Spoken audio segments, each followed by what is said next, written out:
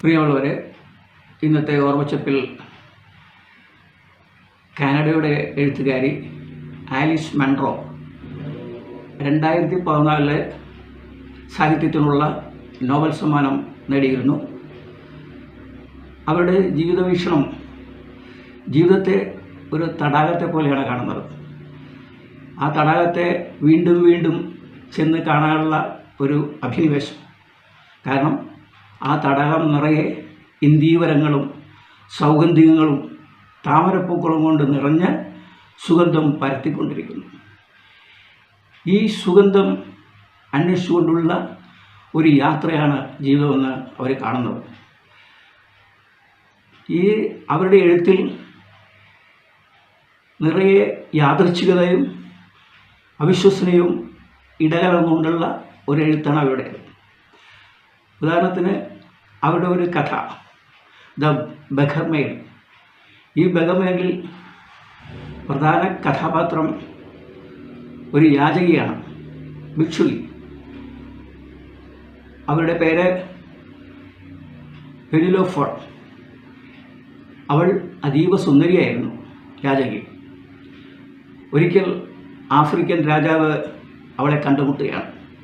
കണ്ട നിമിഷം, ആ യാചകിയെ കണ്ട നിമിഷം രാജാവിന് അവളോട് അനുരാഗം പൊട്ടിവിടരുകയാണ്.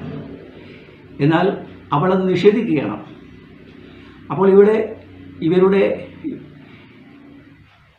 ആ പ്രണയം നേടിയെടുക്കാൻ വേണ്ടി, അവളെ കീഴടക്കാൻ വേണ്ടി രാജാവ് ഒരു തന്ത്രം പ്രയോഗിക്കുന്നുണ്ട്. അതായത് സ്വർണ്ണ നാണയങ്ങൾ അവൾ പോകുന്ന വഴിയെ വിതറുകയാണ്. അവൾ വരുമ്പോൾ ഒരു സ്വർണ്ണ നാണയം കണ്ടു, അത് പെറുക്കിയെടുത്തു. വീണ്ടും കാണുന്നു, അങ്ങനെ സ്വർണ്ണ നാണയങ്ങൾ പെറുക്കിയെടുക്കുകയാണ്. അവസാനത്തെ നാണയം എടുക്കാൻ വന്നപ്പോൾ അവിടെ ഒരു കാല് കണ്ടു. അവിടെ സ്വർണ്ണ നാണയം എടുത്തു. നോക്കുമ്പോൾ രാജാവ് അവിടെ നിൽക്കുകയാണ്.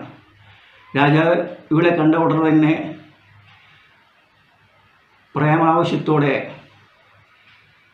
അവളെ ആലിംഗനം ചെയ്യുകയാണ്.